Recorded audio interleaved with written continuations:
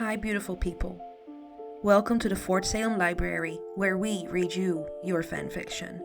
So sit down or don't, relax or don't, and enjoy these stories in a way you have not before. We at Fort Salem Library do not own Motherland Fort Salem or any of the related characters. The Motherland Fort Salem series is created by Elliot Lawrence and owned by Freeform. This story is a work of fanfiction and is meant for entertainment only. We are not making any profit from these stories. All rights of the original Motherland Fort Salem story belong to Freeform.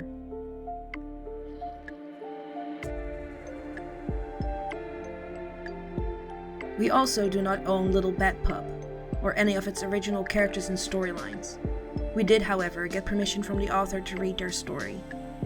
This story was created and written by Johannes_motivational_insults, and you can find the link in our show notes. This story is being read to you by me, Britt.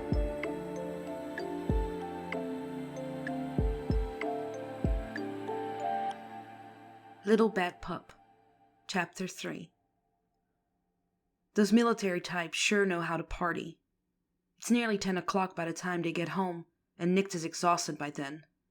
In mind more than body. It's been a day, okay? That's not to say her body isn't feeling it. She's moving slower than her pregnant wife as they exit the car, yawning and stretching as she stands. Not that Tally's into the waddling phase yet, but still. Rounding the hood from the driver's side, Tally chuckles at her expense. Bedtime for Nikta? Nah, I'm fine, she mutters, twitching her mouth into something like a smile. Probably could have done without the second whiskey, though. Tally hums with a smirk. You might have been right about Sarah being a bad influence. In terms of drinking, definitely, agrees Nikta, conveniently ignoring the deeper implications. She walks ahead of Tally, unlocking the door and burning off her mask the second she's inside. That helps a little. It's not like the work takes much out of her, but when she's tired and or tipsy, she can feel the constant stress it puts on her magical stores. On the other hand, burning it away leaves her feeling a little older, her knees creaking and back aching just to spite her as she settles back into her natural form. Damned if she does, damned if she doesn't. Tally forces 2 whole glasses of water down Nikta's throat before leaving her alone with her thoughts. Nikta's brain may be exhausted, but it's still whirring at top speed. Her hands fidget, desperate for something to occupy them, and that's how she finds herself in the nursery again, making attempt number 2 at assembling the crib. It's just complicated enough to keep her mind busy without overloading it. It would help if the instructions had words, not just pictures. Apparently Tally has a daddy vibrator or something, because it's mere minutes before Nikta hears her feet in the hallway. They stop near the door and Nikta chuckles, glancing over her shoulder to see Tally leaning up against the doorframe, watching her with an affectionate smile. Back for round 2, she quips, winking for good measure. Tally's dimples pop as her smile deepens. Pushing off the frame, she crosses the floor to wrap Nikta up from behind. Nikta sighs, resting her hands on Tally's and relaxing back into the firm yet gentle hug. Tally has gotten very good at those, seemingly sensing just how much pressure is needed to put her mind at ease. The bump is a bit in the way now, forcing Nikta to arch her back a little to meet Tally's chest, but she doesn't mind. It's like getting hugged by both of them at once. You've been quiet, Tally murmurs into her hair. Humming absently, Nikta answers with a shrug. A lot going on, I guess. Tally kisses her temple. Tell me about it? When Nikta gives an indecisive hum, she lets one hand go and gives the other a tug, nodding towards the door. Come on. Looking longingly back at the crib, or lack thereof, Nikta appeals. Can it wait? You have literally months to finish this crib, deadpans Tally. And if I let it sit here, it'll become part of the scenery, and I'll never finish it. You know that. Yes, you will, says Tally, lips quirking impishly, she teases. Just as soon as I go into labor, right? That gets a snort out of Nikta, disarming her just enough for Tally's dimples to do the rest of the work. Come on, she says again. And this time Nikta follows without a fight. Tally leads her back to the living room and sits them down on the couch, extending an arm in invitation. Nicta accepts, nuzzling Tally's collarbone and letting her head rest on the sizable shelf she's been growing over the last several months. Nicta actually prefers small breasts, to match her hands, Tally would say, but they've turned out to be rather comfy pillows in this state. Nicta cops a feel to break the tension and Tally giggles, stroking her hair. She feels Tally toying with one of the gray streaks and smiles, burrowing a little deeper. "Are you mad at me for dancing with Sarah?" Tally finally asks. Nicta lets her eyes slip shut. "Of course not." Tally hums in acknowledgement, fingers gentle in Nicta's hair. Keeping her voice equally gentle, she presses. "Did it bother you?" "It's complicated," mutters Nicta. "It always is with her." "Go on." Sensing she's not getting out of this, Nicta sighs and straightens up as she attempts to sort out her thoughts. Lip catching in her teeth, she muses. "Sarah has a way of inserting herself into things, you know?" "So I hear," quips Tally, her eyes and smirk positively evil. Nicta shoots her a hopeless, exasperated look. "Tally." "Come on, that was too good to pass up," grins Tally, giving Nicta's hair an affectionate ruffle as she tries to scoop her melted brain back into her skull. "Yes, Sarah does have a way. She's very good at it. Apparently, most of the soldiers she's charged up with over the centuries just wanted the general to rail them, so she got a lot of practice before Nicta came along and proved to be her equal in that regard. More than her equal, to be honest. Or maybe Sarah just preferred to take it from Nicta for the novelty of it. Sarah is still very much in control most of the time anyway, at least at the start of an encounter. Gently easing the reins from her grasp as she relaxed and taking care of her, was one of Nicta's greatest joys back then. Sarah so rarely allowed herself any vulnerability with anyone, knowing she felt safe to do so with Nicta. Knowing she had earned her trust, that was the greatest honor the young sergeant could imagine. Frowning as her thoughts devolve, Nicta rephrases. "Sarah's a good person to have around, when she's not fucking me over. I enjoy her company, but she makes me nervous." "And not just in a sexy way?" Tally presumes. Nicta lifts a wary eyebrow. "Sexy?" "I'm not oblivious, Nicta," states Tally. "I could have fried an egg on your eyes back at the party. Don't even try to tell me you're not attracted to her." "And the moth's attracted to a flame," counters Nicta. "Maybe in my old age I finally gained a little wisdom." Tally smirks. "Sure, Nick." Fighting a blush, Nicta insists. "Look, that's not the point. Like someone else I know, not to name any names, Sarah has some serious boundary issues. Like, yeah, she's proper and shit, but she always does what she thinks is best, usually without even asking anyone else." Eyes flitting away, Nicta wraps her arms around her ribs and admits, "Now that she's retired, she's going to be bored. And with your baby on the way, I bet she's going to be over here all the time, involving herself. That's what she does." It's not just Sarah's control freak tendencies that make Nicta so certain of this. Sarah doesn't talk about it much, but Nicta pieced together enough pillow talk back in the day to surmise that Sarah's barren womb was a source of deep pain for her. She claimed the loss of her own fertility was a small price to pay for saving the witches of the world from slaughter, but Nicta could see the heartbreak behind her eyes when she said it. Sarah had sacrificed thousands of soldiers over the centuries, but she's also sacrificed pieces of herself. As much as Nicta despises so many of Sarah's choices, she pities her for that. Of course, Sarah has had tastes of motherhood over the years, playing a maternal role to some of the fosterlings on base and such, but she's always stepped into the surrogate role later on, has never been involved from the beginning, and Nicta knows that's something she had always wished for. Part of her wants to let Sarah have that thing that's always been just out of her reach, help heal her broken heart. And part of her wants to keep her child as far away from that woman as possible. "Would it be so bad if she involved herself?" Telly points out gently. "She's the General Alder, Nicta. Our baby couldn't ask for a more powerful godmother." "Oh, goddess," Nicta pinches her brow, overwhelmed by the mere thought. "She would love that, and she would 100% take over." "Maybe," admits Tally, brushing a gentle thumb over Nicta's thigh. "Or maybe she'd learn not to, grow a little as a person." Eyes narrowing peevishly, Nicta snarks. I'd rather my child not be the guinea pig for Sarah Alder's personal development, thank you very much. Gaze dropping to her fidgeting hands, she mutters, I've been there. Nick, Telly murmurs, leaning in to hug her. At one point, Nicta would have recoiled at the sympathy in her tone, but now she leans into the touch, letting her head fall on Tally's shoulder. Tally holds on for several moments, only loosening her grip when she feels Nicta relax in her arms. Okay, she concedes, rubbing her back soothingly. Whatever you're comfortable with. I know Sarah's difficult for you. Difficult? Parrots Nicta, eyebrows at her hairline. She stole my work, broke my heart, and tried to execute me, Tally. Forgive me if my feelings are a little bit complicated.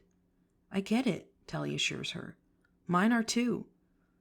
Nicta raises a doubtful eyebrow, and Tally cocks one in return. You know we've had our fallouts, Nicta.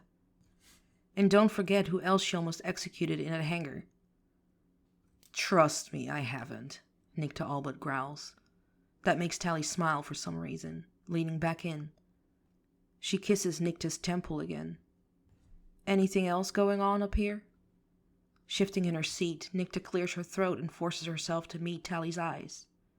I'm sorry about earlier. Tally blinks. What? In the store, clarifies Nicta. She scratches her neck, eyes fleeing the scene despite her best efforts. I'm ashamed of how I acted. You don't need to be ashamed, says Tally, her tone vaguely confused. Yeah, you were a jerk, but it wasn't a big deal. It was to you, Nicta counters. It really wasn't, argues Tally. The hormones make me crazy, you know that. Nicta snorts, flashing a cheeky grin. Yeah, so says the crib. Please, scoffs Tally. Like I need to be pregnant to jump your bones when you're being all domestic and shit. Oh, is that what does it for you? Teases Nicta. If you want, I could take out the garbage later. Tally shivers theatrically. Ooh, do some laundry maybe? Be still, my heart, says Tally, eyes dancing and lips stretched wide. That smile proves contagious. Nicta's shoulders relaxing as Tally eases their burden with an expert touch. Placing her head on Nicta's shoulder instead, Tally loops an arm through hers and ghosts her fingers over her forearm. You're going to be a wonderful mother, she murmurs. Her fingers stall. Or father, she adds. Whatever you want. Nicta appreciates the effort, but she can't help snorting at the implication that there's any choice involved. It's not about what I want, she says, frowning across the room. It's about what I am and what I'm not. Lifting her head, Tally frowns as she meets Nicta's gaze. You think you won't be able to take care of this baby? Nicta's eyes drop. Fingers fiddling self-consciously. She may have complained about Sarah's lack of emotional intelligence back in the day, but there may be such a thing as too much. Being married to a knower is a real trip. Tipping Nicta's chin up, Tally tells her, Honestly, Nick, there's no one else I'd rather trust her with. You won't let anyone fuck with our kid, I know that. You're gonna be such a good mama bear. Damn straight, Nicta agrees with a smirk and stoic nod. They fade quickly, though. But Feeling her throat start to close over, Nicta swallows and pushes out a sharp breath to steady herself. I'm afraid I'm gonna hurt her, she confesses. Voice faint and eyes on her lap.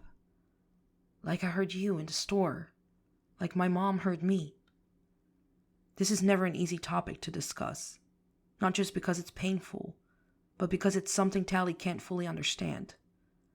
She doesn't have the greatest relationship with her mom either, but at least hers didn't abandon her to start a new family.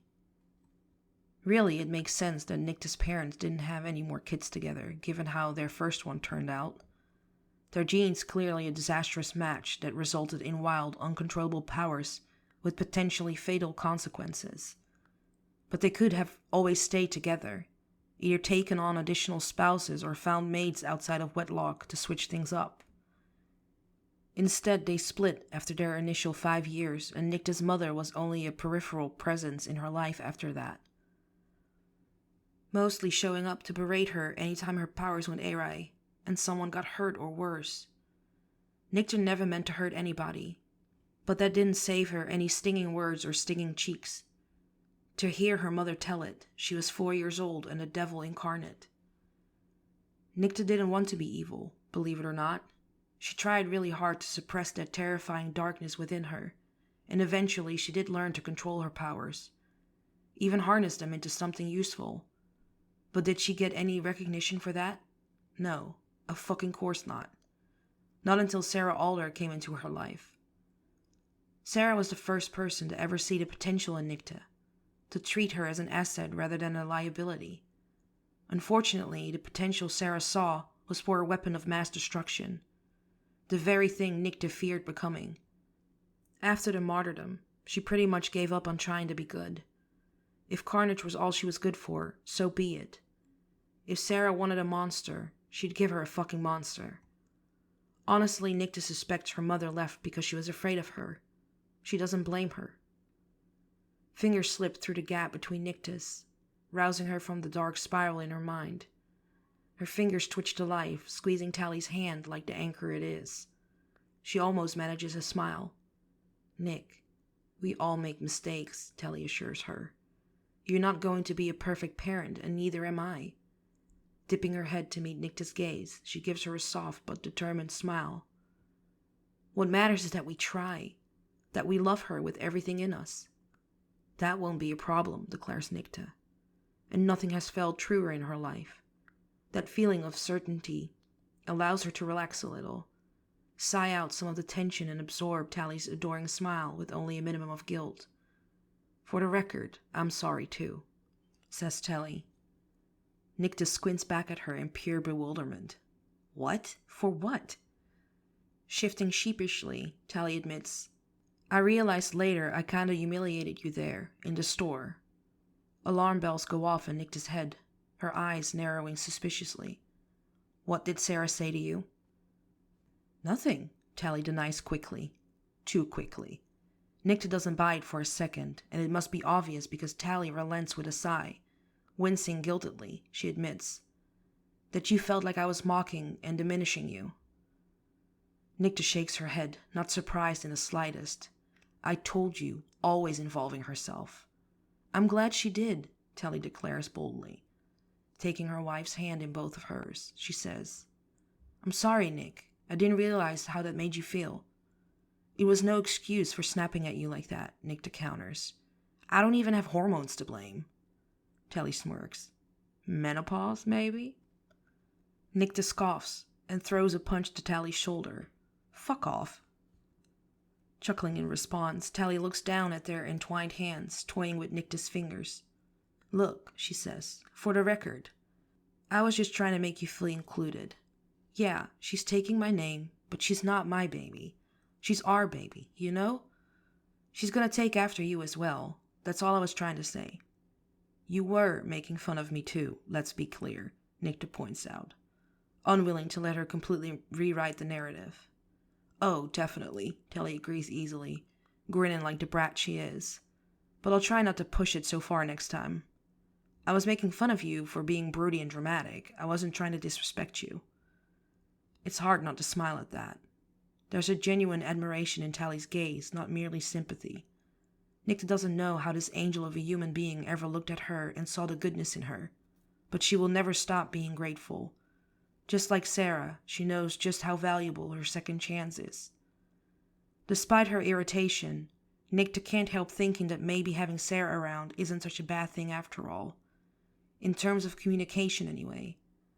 There are some things Sarah understands that Tally simply can't yet. One of Tally's hands flattens on Nicta's thigh, pulling her tension back. Tally's wearing just a hint of a smirk, laced with affection and desire. "For the record," she says, "I like your darkness, and that you control it for me." Heat simmers low in Nicta's stomach, shines in her eyes. She cocks a lazy eyebrow. "You also like it when I let it out." "In the right situation, yes," admits Tally, blushing and looking only halfway embarrassed about it. "Uh-huh," says Nicta, happy to rub it in. She leans in and cups Tally's cheek, kissing her on the lips. Nicta takes her time, slowly teasing Tally's lips apart to gain entry. The hand that started on her jaw slides down through her cleavage, eventually coming to rest on her belly. Taking a detour, Nicta drops her head to leave a kiss there too. "I'm sorry I made Mummy cry," she whispers, prompting a giggle from Tally as she kisses it again. "Everything's okay, little pup," she murmurs, thumb brushing back and forth over the bump. "You're safe." Tally's fingers wind in Nicta's hair again, gently tugging and stroking through it.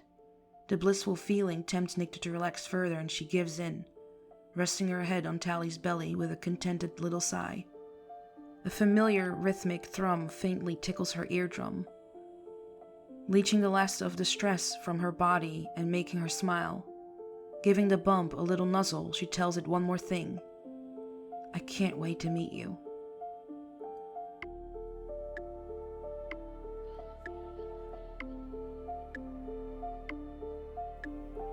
Please find the fanfiction you just listened to on Archive of Our Own, and leave the author some love. Without them, this wouldn't be possible, and we want to thank them from the bottoms of our hearts for creating these amazing stories and keeping the show alive.